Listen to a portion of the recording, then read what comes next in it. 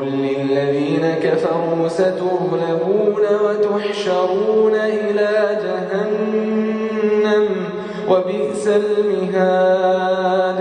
قد كان لكم آية في فئتين التقتا، فئة تقاتل في سبيل الله وأخرى كافرة يرونهم مثليهم رأي العين والله يؤيد بنصره من